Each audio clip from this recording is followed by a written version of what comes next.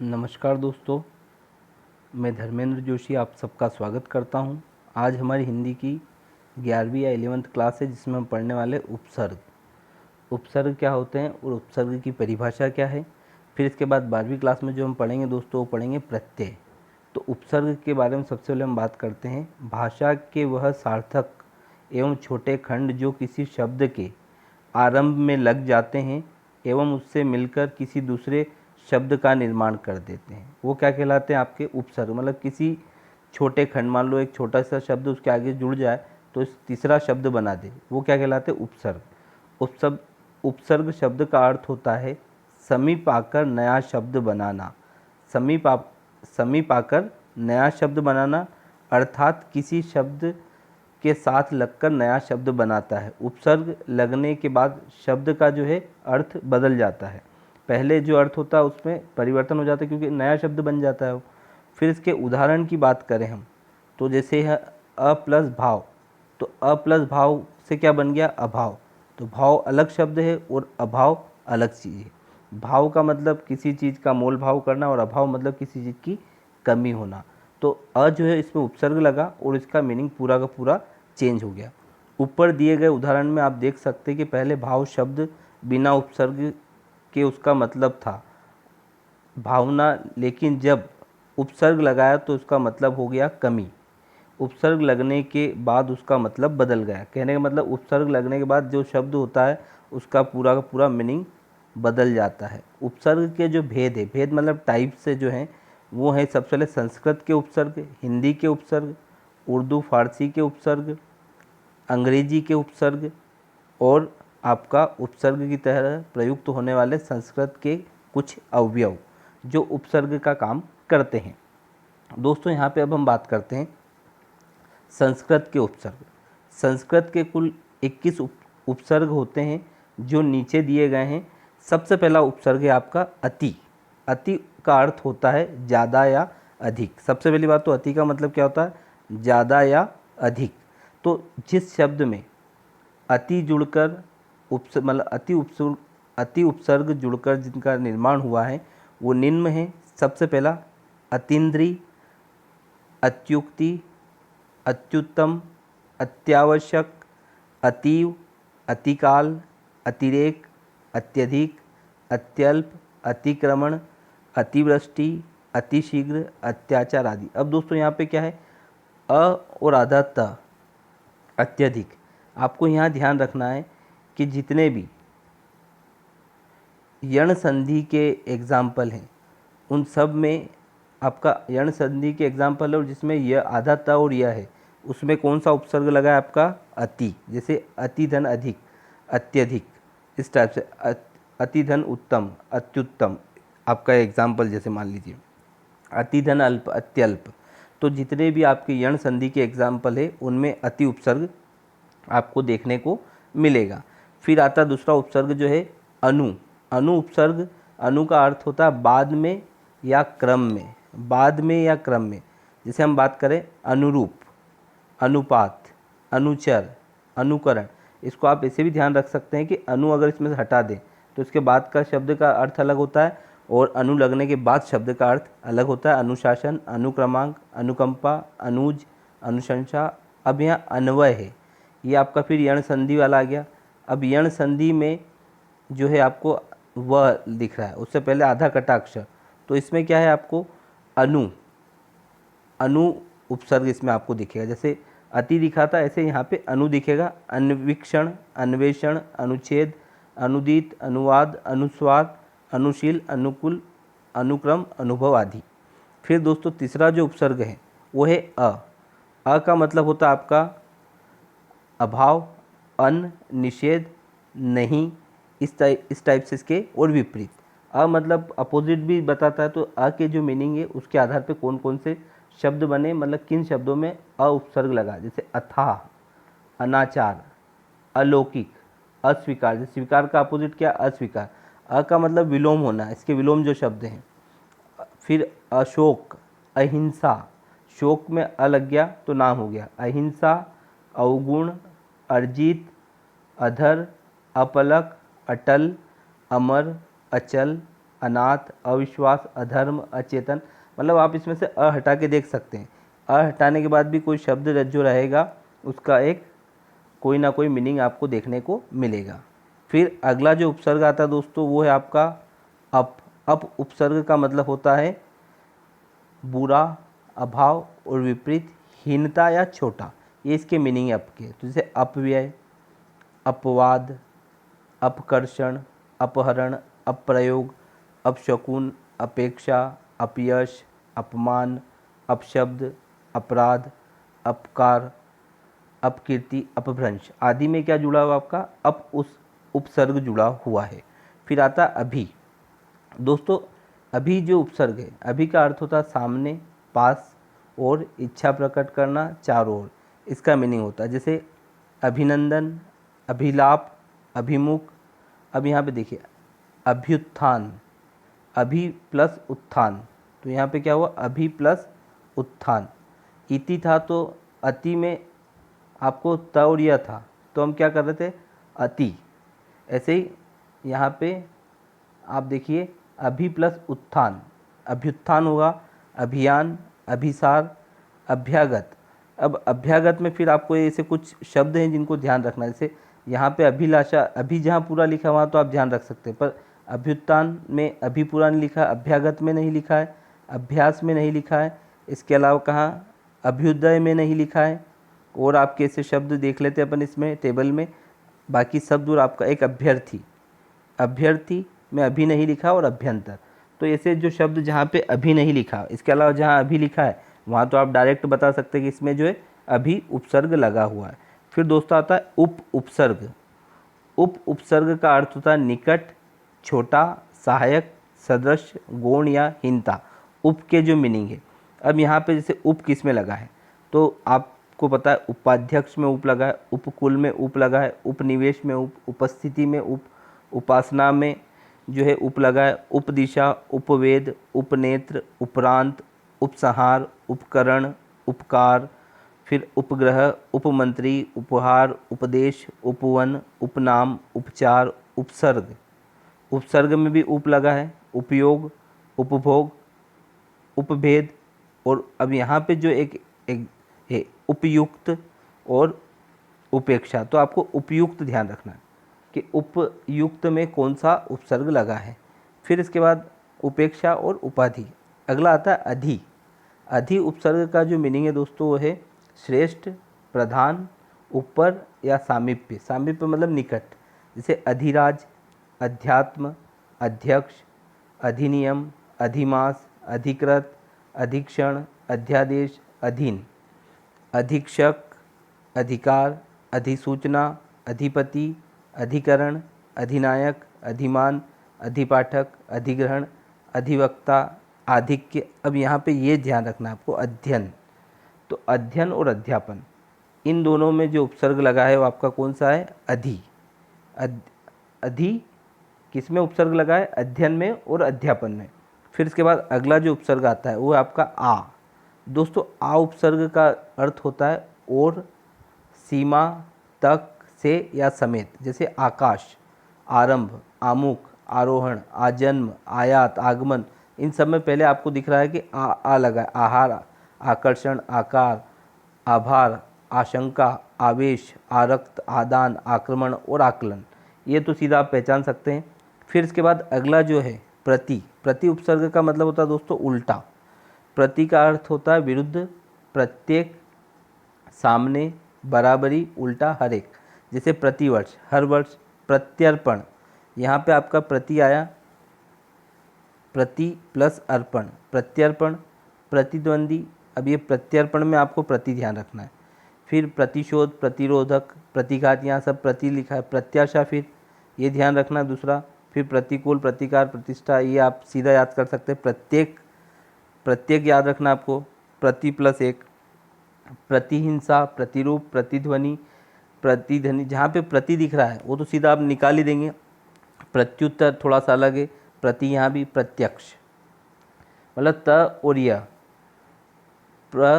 उसके बाद आधा त और य लगा जिस शब्द में है आपको, ये आप मान लीजिए कि इसमें प्रति उपसर्ग लगा ही है। फिर अगला है उत। दोस्तों उत उपसर्ग का अर्थ होता है श्रेष्ठ, ऊपर या ऊंचा। जैसे उदाहरण बात करें, उन्नति, उन्नति, उन्नति में क्या, जैसे बहुत सारे लोग उपसर्ग इसमें उन बताते हैं कि उन उपसर्ग, पर उन उपसर्ग नहीं, इसमें क्या उत है, उत प्लस नति, तो क्या हो जाएगा उन्नति। उन्नति के बाद फिर है उद्घाटन, अब उत्घाटन, उत प्लस घाटन, उत्तम, उत्पन्न, उत्पत्ति, उत्पीड़न, यहाँ पे आपको दिख रहा है उत्कंडा, उत्तम, यहाँ पे उत दिख रहा है। बस उन्नति को अभी आपको ध्यान रखना है, उन्नति में क्या है उत उपसर्ग है। उत्कृष्ट, उदय, उद्धम, उत्कर्ष, उत्पल, उल्लेख। अब यहाँ पे उत प्लस लेख, उल्लेख संधि विच्छेद कर लीजिए अगर आपको डाउट आता है। उत्साह, उत्पात, उत्तीर्ण, उभिद्य, उल्लास, उज्ज्वल, उत्थान आदि, ये सब आपका जो है विसर्ग व्यंजन संधि के एग्जाम्पल है। उल्लास, उत प्लस लास, उत प्लस ज्वल, उज्जवल, इस तरह से। फिर अगला आता है दोस्तों प्र उपसर्ग। अब प्र का अर्थ होता है आगे, अधिक या ऊपर। जैसे प्रक्रिया, प्रवाह। अब प्रवाह में प्र आपको दिख रहा है, प्रख्यात में प्र दिख रहा है, प्रकाश में प्र दिख रहा है, प्रकट में प्र, जहाँ पे प्र दिख रहा है वहाँ पे आपको कोई विचार करने की आवश्यकता नहीं, प्र प्लस कर लीजिए। प्र प्लस प्रपंच, प्र प्लस लाभ, प्रलाप, प्र प्लस प्रभुता, प्रभुता, इस तरह से प्रभु, प्रयास, प्रकृति, प्रमुख, प्रदान, प्रचार, प्रयत्न। जैसे प्र प्लस यत्न, प्रभंजन, प्र प्लस भंजन, प्रपोत्र, प्रारंभ, प्र प्लस आरंभ, प्र प्लस उज्ज्वल, ऐसे प्रेत, प्राचार्य, आपका प्रयोजक, प्रमाण, प्रयोग, प्रताप और प्रबल। दोस्तों ये जो टॉपिक है हिंदी का, सीधा सीधा आपके बिल्कुल आईक्यू लेवल पर डिपेंड करता है कि आप चीज़ों को कितनी जल्दी और अच्छे से क्लिक कर लेते हैं। फिर अगला है वी। वी उपसर्ग का मतलब होता है विशिष्ट, भिन्न, हीनता, असमानता, अभाव। जैसे विकास, वी लगा है, विधवा, विवाद, विस्मरण, विभाग, विकार, जो भी वी से शब्द शुरू हो रहे वो सब इसमें आएंगे। बस एक जैसे अब यहाँ पे व्यर्थ, वी धन अर्थ, वी धन अर्थ जो है आपका व्यर्थ, तो आपको व्यर्थ में कौन सा उपसर्ग लगा ये ध्यान रखना है, वी। इसके अलावा व्यंजन में भी आपका वी लगा है और व्यायाम में भी आपका वी उपसर्ग लगा है। व्याधि मतलब आधा वह हो और उसके बाद यह यत्ति का हो, तो आपको ये ध्यान रखना है कि इसमें कौन सा उपसर्ग है आपका वी उपसर्ग। इसके अलावा वी वाले तो आप डायरेक्ट पहचान ही लेंगे, तो इसमें केवल 3 याद रखने, व्यर्थ, व्यायाम और व्यंजन, व्याधि। फिर उसके बाद अगला आता है व्यू, भी इसमें आ जाएगा, व्यसन भी इसमें, सह। दोस्तों सह उपसर्ग का मतलब होता है साथ, जैसे सहोदर, सहपाठी, सहगान, सहचर, सहमति, सहयोग, सहमत। मतलब यहाँ पे फिर आपको क्या देखना है कि सह किसके आगे लिखा हुआ है, जिस शब्द के आगे सह लग के उसका अर्थ बदल जाता है। ऐसे पर उपसर्ग है, पर का अर्थ होता है अन्य, परदेश, परलोक, पराधीन, ये जो है पर मतलब अन्य। ऐसे सु उपसर्ग है, सु उपसर्ग में क्या होता है परदेश, परलोक, पराधीन।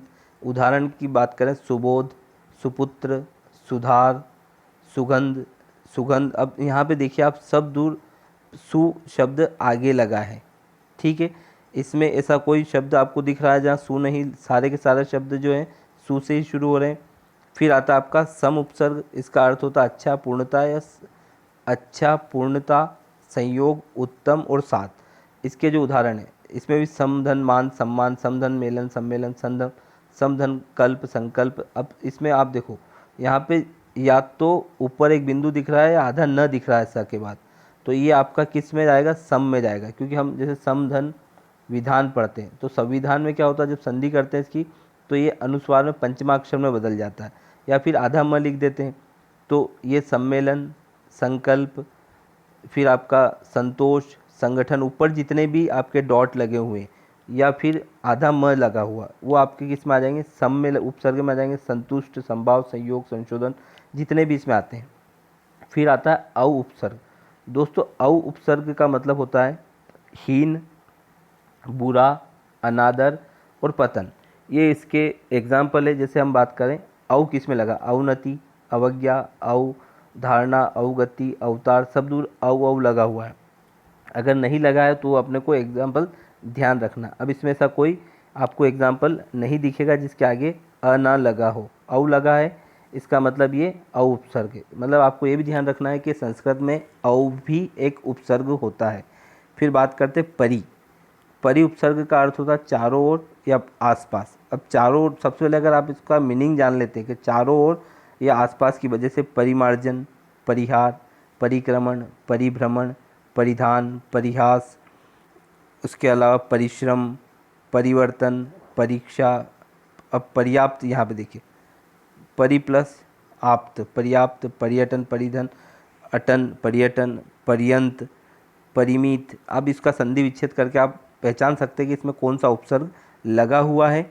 फिर अगला आता है आपका निरुपसर्ग। दोस्तों निरुपसर्ग का मतलब होता है निषेध रहित या बिना और बाहर। निराहार मतलब इसके बिना, निरक्षर विद्या के बिना, निरादर बिना आदर के, निरअहंकार बिना अहंकार के, निरामिष बिना आँखों वाला, निर्जर, निर्धन, निर्यात, निर्दोष, सब में आपको निर जो है उपसर्ग दिखेगा। ऐसे ही निर्जीव, निर्बल, निर्मूल, ये जो है इसके एग्जाम्पल माने जाते हैं। फिर आता है कु उपसर्ग। दोस्तों कु उपसर्ग का अर्थ होता है बुरा या हीनता, जैसे कुरूप, कुपुत्र, कुरुम, कुमति, कुयोग, कुकृत्य, कुख्यात, कुखेत, कुपात्र, कुकाठ, कुपूत या कपूत, कुढंग। अब कपूत में आप ध्यान रखिए, कुपूत की जगह कपूत लिखा है। फिर कुढंग। फिर ऐसे दूर उपसर्ग का अर्थ होता है कठिन, बुरा या विपरीत या दृष्टिहीन। जैसे इसमें हो जाएगा आपका दुर्भिसंगी, दुर्गुण, दुर्दशा, दुर्घटना, दुर्भावना। दूर शब्द आपको दिखेगा जब आप इसको दो पार्ट में करेंगे। दुर्भाग्य, दुराशा, दुराग्रह, दुराचार, दुरावस्था, दुर्लभ, दुखद, दुरावस्था, दुर्जन, दुर्गम, दुर्बल, दुरुक्ति। ये इसके एग्जाम्पल हैं। तो ये जो उपसर्ग है संस्कृत भाषा के, अब हिंदी के जो उपसर्ग है इनकी संख्या 13 है। यहाँ पे जो 12 लिखी हुई है इसको आप थोड़ा करेक्ट कर लें। 13 उपसर्ग है हिंदी के। जैसे पहला है दु उपसर्ग। दु का अर्थ होता है बुराहीन, दो विशेष कम। अब जैसे दुबला, दुर्जन, दुर्बल, दुलारा, दुधार, दुसादी, जो मतलब हिंदी के शब्द हैं उनमें दु लगा हुआ है, वो दु उपसर्ग। फिर अध। अध उपसर्ग का मतलब होता है आधा। जैसे अध पका, अध मरा, अध कच्चा, अध कचरा, अध जला, अध खिला, अध गला, अध नंगा। ये जो अध उपसर्ग होता है आपको ध्यान रखना। अन, एक अनु अलग है, अन अलग है। अन उपसर्ग का अभाव निषेध, जैसे अनजान, अनकहा, अनदेखा, अनमोल, अनबन, अनपढ़, अनहोनी, अछूत। अब अछूत आपको ध्यान रखना। अछूत, अचेत, इसका मतलब क्या होता है निषेध। अछूत मतलब जिसको छूना नहीं है। अचेत मतलब जिसमें चेतना नहीं। तो निषेध से भी ध्यान रखना है। कभी कभी निषेध इसका निषेध में भी नेगेटिव सेंस में भी इसका अर्थ होता है। अनचाहा, अनसुना, अलग। अलग मतलब जिसका अभाव हो।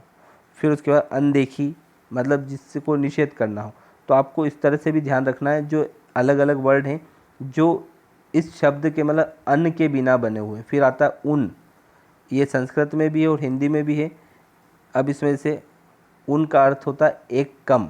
जैसे 29, 49, 59, 69, 39, 19 और 79। मतलब 80 में एक कम, तो उसको क्या पढ़ेंगे 79। तो उन मतलब जो संख्या पढ़ते हैं हम 29, 49, 19 इस टाइप से। फिर कु उपसर्ग का अर्थ होता है कु मतलब बुरा, जैसे कुचाल, कुचेला, कुचक्र, कपूत। फिर कुढंग, कुसंगति। फिर आता है आपका कुकर्म, कुरूप, कुपुत्र, कुमार्ग, कुरीति, कुख्यात, कुमति आदि। दोस्तों यहाँ पे आपसे ये नहीं पूछा जाएगा कि हिंदी का उपसर्ग है कि संस्कृत का। आपसे पूछा जाएगा हिंदी में कुल उपसर्गों की संख्या कितनी है, संस्कृत में उपसर्गों की संख्या कितनी है। या फिर आपसे पूछेगा कि निम्नलिखित शब्द में कौन सा उपसर्ग लगा है। जैसे ओ उपसर्ग की बात करें हम, तो ओ उपसर्ग का अर्थ होता है हीन, अब और निषेध।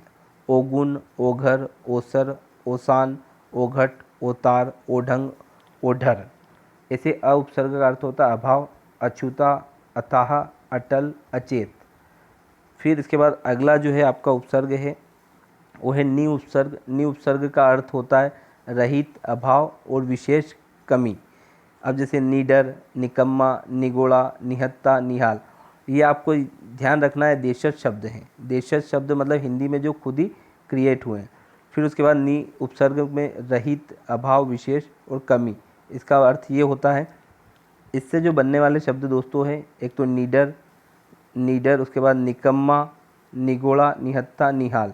फिर चो उपसर्ग से जो बनने वाले चार, चो का मतलब चार, चौपाया, चौपाई, चौपाई, चौपाया, चौराहा, चौकन्ना, चौमासा, चौरंगा, चौमुखा, चौपाल, मतलब जिसमें चो शब्द लगा हुआ। फिर ऊ उपसर्ग वाले, ऊ का मतलब होता है अभाव या हीनता, जैसे उचक्का, उचक्का, उजड़ना। आप तो सीधा से शब्द को तोड़ो, ऊ हटा दो तो क्या बनेगा आपका चक्का। उजड़ना में ऊ हटा दो तो क्या हो जाएगा जड़ना। उछलना, उखाड़ना, उतावला, उदर, उजड़ा, उधर, ये सब ऊ हटने के बाद भी शब्द रहेंगे और ऊ जुड़ने के बाद इनका मीनिंग बदल जाए। फिर आता पच, पचरंगा, पचमेल, पचकुटा, पंचमणि आदि, ये जो है उपसर्ग है। फिर ती, इसमें तिरंगा, तिराहा, तिपाई, तिकोन, तिमाही, ये जो है आपके सब किस में होंगे, समास में चले जाएंगे, जिसमें आपका आ जाएगा संख्यावाचक समास कौन सा होता है। जैसे हम बात करते हैं 6 प्रकार के समास होते हैं। अव्ययी भाव समास होता है, तत्पुरुष होता है, कर्मधारय होता है, द्वंद्व होता है, बहुव्रीहि होता है, और एक और कौन सा होता है, द्वंद्व, बहुव्रीहि, कर्मधारय, तत्पुरुष, और आपका अव्ययी भाव, और एक और कौन सा समास है। तो इस तरह से 6 समास है। संख्यावाचक जिसमें होता है वो समास इसमें आ जाएगी। फिर उर्दू फारसी के उपसर्ग दोस्तों, तो उर्दू फारसी के 14 उपसर्ग, जैसे दर, दर शब्द किसमें, दरकिनार, दरमियान, दरअसल, दरकार, दरगुजर, दरकीक, दरकीत। अब यहाँ पे दर उपसर्ग का अर्थ क्या दे रखा, में या मध्य, जैसे में या मध्य, दरकिनार करना मतलब हटाना, दरमियान मतलब मध्य में, दरअसल मतलब उस बात के अंदर, दरकरार करना मतलब दूर करना, दरगुजर, दर हकीकत। ऐसे कम उपसर्ग का अर्थ होता है थोड़ा, हीन या फिर अल्प। इसका जैसे कमज़ोर, कमज़ोर, कमबख्त, कम उम्र, कम अक्ल, कम समझ, कम सिन, ये इसके तहत शामिल होंगे। फिर ऐसे आएगा ला, ला उपसर्ग का अर्थ होता है नहीं या रहित, नहीं या रहित, जैसे लाइलाज, लाजवाब, लापरवाह, लापता, लावारिस, लाचार, लामानी, लाजवाल आदि शब्द जो हैं इसमें आएंगे आपके। फिर आता है आपका ब उपसर्ग, ब का अर्थ होता है के साथ और अनुसार, जैसे बखूबी, बदौलत, बदसूरत, बगैर, बनाम, बमुश्किल आदि, इसके जो है एग्जाम्पल में शामिल होंगे। फिर दोस्तों आता है बे उपसर्ग, बे उपसर्ग में जो है बे का अर्थ होता है बिना, इसमें आता बेनाम, बेपरवाह, बेपरवाह, बेरहम, बेहोश, बेचैन, बेइज्जत, बेचारा, बेवकूफ़, बेबुनियादी, बेवक्त, बेतरह, बेअक्ल, बेकसूर, बेनामी, बेशक। दोस्तों यहाँ पे आप ये भी ध्यान रख सकते हैं कि ये जो है अरबी फ़ारसी के शब्द हैं। फिर उसके बाद अगला आता है बा का अर्थ होता है साथ से या सहित, बाकायदा, बाअदत, बादत, बावजूद, बाहारो, बाइज्जत, बाअदब, बामौका, बाकलम, बाइंसाफ, बामुलाइजा। फिर बद आता है, बद मतलब बुरा है, बदनाम, बदमाश, बदतमीज़, बदबू, बदसूरत, बदकिस्मत, बदहज़मी, बददिमाग, बदमज़ा, उसके बाद बदहवास, और फिर बद्दुआ, बदनीयत, बदकार। फिर आता है आपका दोस्तों जो अगला उपसर्ग है ना उपसर्ग, और ना का अर्थ होता है अभाव, नालायक, नाकारा, नाराज, ना समझ। अब ना समझ में ना प्लस समझ आप तो ऐसे कर लो, नाबालिग, ना प्लस बालिग, ना चीज़, ना पसंद, नामुमकिन, ना मुराद, नाकामयाब, नाकाम, नापाक, ये जो है ना उपसर्ग वाले शब्द हैं। फिर गैर, गैर का अर्थ होता है भिन्न या निषेध, गैर हाजिर, गैर कानूनी, गैर सरकारी, गैर जिम्मेदार। उसके बाद फिर होता है आपका गैर मुल्क, गैर गैर वाजिब, गैर मुमकिन, गैर मुनासिब आदि इसमें शामिल होते हैं। फिर आता है हम उपसर्ग। दोस्तों हम उपसर्ग का अर्थ होता है आपस में समान या साथ वाला, जैसे हमराज, हमदर्द, हमजोली, हमनाम, हम उम्र, हमदर्द, हमदम, हमदर्दी, हमराहा, हम सफ़र, इनमें क्या उपसर्ग लगा आपका हम। फिर आता हर, हर उपसर्ग का अर्थ होता सब या प्रत्येक, हर लाल, हर साल, हर वक्त, हर रोज़, हर घड़ी, हर एक, हर दिन, हर बार, ये जो हैं हर उपसर्ग वाले आपके शब्द हैं जो उर्दू फारसी से हैं। फिर खुशबू, खुशबू का अर्थ होता है दोस्तों यहाँ पर उपसर्ग, इसका अर्थ होता है अच्छा, जैसे खूबसूरत, खुश नसीब, खुश मिजाज, खुश दिल, खुशहाल, खुशखबरी, खुद, खुशकिस्मत आदि जो हैं खुश उपसर्ग से बनने वाले शब्द हैं। फिर आता है सर। सर उपसर्ग का अर्थ होता है मुख्य। जैसे सर उपसर्ग का अर्थ, ये रिपीट डबल से, सर उपसर्ग का अर्थ होता है मुख्य। जैसे बात करें सरताज, सरदार, सरपंच, सरकार, सरहद, सरगना आदि में सर उपसर्ग लगा। ऐसे ही आपका अल उपसर्ग का अलमस्त या निश्चित अंतिम, जैसे अलबत्ता, अलबेला, अलविदा आदि उपसर्गों का जो है प्रयोग इसमें किया जाता है। फिर अंग्रेजी के जो उपसर्ग दोस्तों उसमें है हाफ।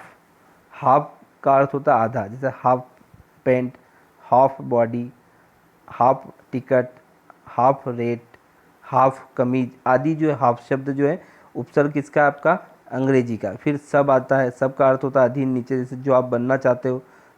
सब पोस्टर की जगह सब इंस्पेक्टर, सब पोस्टर, सब जज, सब कमेटी, सब रजिस्टर आदि में क्या है? सब उपसर्ग लगा हुआ है। फिर आता है दोस्तों आपका चीफ। चीफ का अर्थ होता है प्रमुख। Chief minister, chief engineer, chief secretary आदि, इनमें क्या है? चीफ उपसर्ग लगा है। फिर आता है जनरल उपसर्ग। इसका अर्थ होता है प्रधान या सामान्य। जैसे बात करें general manager, general secretary, general insurance आदि। फिर दोस्तों अगला है हेड। हेड का अर्थ होता है मुख्य, और इसमें हेड मुंशी, हेड पंडित, head master, head clerk, head office, head constable, ये जो है हेड उपसर्ग वाले शब्द। फिर डिप्टी उपसर्ग का अर्थ होता है सहायक, जैसे deputy collector, deputy register, deputy minister. फिर होता है वाइस। वाइस का अर्थ होता है सहायक, उप viceroy, vice chancellor, vice president, vice principal. Ex उपसर्ग का अर्थ होता है मुक्त, express, ex commissioner, ex student, ex principal आदि जो हैं ये आपके एक्स उपसर्ग है। उस अब दोस्तों इसके बाद क्या होता है कि उपसर्ग के समान प्रयुक्त होने वाले संस्कृत के कुछ शब्द हैं, जिसे का उपसर्ग। एक्स का अर्थ, इसका अर्थ का उपसर्ग। एक्स का अर्थ क्या है? निषेध, जैसे का पुरुष आदि। ऐसे कु उपसर्ग होता है, जैसे कु का अर्थ हीन, कुपुत्र, इसमें कु लगा है। तो ये जो हैं आपके, ये ऐसे शब्द हैं उपसर्ग के समान प्रयुक्त होने वाले संस्कृत के शब्द हैं जो आपको लगते हैं कि उपसर्ग है, पर ये एग्जाम में आपको ध्यान रखना है कि ये उपसर्ग नहीं है। जैसे हमने अभी तक जितने भी उपसर्ग पढ़े उसमें हमने का नहीं पढ़ा है, ऐसे हमने कु नहीं पढ़ा है, चिर नहीं पढ़ा, चिर का अर्थ बहुत देर तक। ऐसे ही उपसर्ग के समान प्रयुक्त होने वाले संस्कृत के शब्द का उपसर्ग, का पुरुष। फिर उसके बाद बात करते हैं जैसे चीर है। चीर भी कोई उपसर्ग नहीं। चीर क्या है? बहुत देर, जैसे चिरकाल, चिरायु, चितरंजन, चिरंजीवी, चिरंजीवी, चिरकुमार आदि। ऐसे ही फिर आपका अगला जो आता है वो आता है अ उपसर्ग। अ का अर्थ होता है निषेध, अभाव, जैसे अधर्म, अनीति। तो ये जो है आपके उपसर्ग नहीं है, उपसर्ग के समान प्रतीत होते हैं संस्कृत के शब्द। अभाव, अज्ञान, अचेत, अशोक। अब यहाँ पे आपको ध्यान भी रखना है अ उपसर्ग लगा है, अकाल। फिर अन उपसर्ग का अर्थ होता है निषेध, अन, अनीति, अनंत, अनाथ, अनर्थ आदि। फिर आता है अंतर उपसर्ग। अंतर का मतलब होता है भीतर या आंतरिक, जैसे अंतर्दान, अंतर्ध्यान, अंतरात्मा, अंतर्राष्ट्रीय, अंतर्जाति। ऐसे ही आपका आता है स उपसर्ग का अर्थ होता है सहित, सजल, सकल, सहर्ष आदि। अध उपसर्ग का अर्थ होता है नीचे, जैसे अधपतन, अधोगति, अधोमुख, अधोलिखित। ऐसे पुरस उपसर्ग का अर्थ होता है आगे, पुरस्कार, पुरस्कृत। ऐसे पुनः उपसर्ग का अर्थ होता है फिर पुनर्जन्म, पुनर्गमन, पुनर्मिलन, पुनर्लेख, पुनर्जीवन आदि। ऐसे पूरा उपसर्ग का अर्थ होता है पुराना, पुरातत्व, पुरातन, पुराव्रत। तिरस उपसर्ग का अर्थ होता है बुरा या हीन, जैसे तिरस्कार, तिरोभाव। ऐसे सत उपसर्ग का अर्थ होता है श्रेष्ठ या सच्चा, जैसे सत्कार, सज्जन, सज्जन। उसके बाद सत्कार्य, सदाचार, सत्कर्म। ऐसे अंत उपसर्ग का अर्थ होता है भीतरी, अंतःकरण, अंतःपुर, अंतर्मन, अंतर्देशी। बहिर उपसर्ग का अर्थ होता है बाहर। ऐसे सम उपसर्ग का अर्थ होता है समान, समकालीन, समदर्शी, समकोण। फिर ऐसे ही आपका स उपसर्ग का अर्थ होता है साथ, और इसके बाद सहकार, सहपाठी, सहयोग आदि सहचर जो है उपसर्ग होते हैं। तो इसको जो दोस्तों हम पढ़ रहे हैं, जो 17-18 हमने पॉइंट पढ़े, इनके बारे में क्या हेडिंग है ये आपको ध्यान रखना जरूरी है कि उपसर्ग के समान प्रयुक्त होने वाले संस्कृत के शब्द हैं जो सीधे के सीधे लिखे जाते हैं, इसलिए संस्कृत के कई उपसर्ग हिंदी भाषा में हम प्रयोग करते हैं। तो दोस्तों आज के क्लास में बस इतना ही। इससे अगला जो पार्ट है आपका प्रत्यय वो हम कल की क्लास में करेंगे। आप वीडियो को अच्छे से देखें, समझें। अगर आपको कोई डाउट आता है तो आप ज़रूर मुझे फ़ोन कर सकते हैं, व्हाट्सएप पे मैसेज कर सकते हैं, तो मैं आपके डाउट को क्लियर कर सकूं। धन्यवाद। आपका दिन शुभ हो और आप अच्छे से तैयारी करें।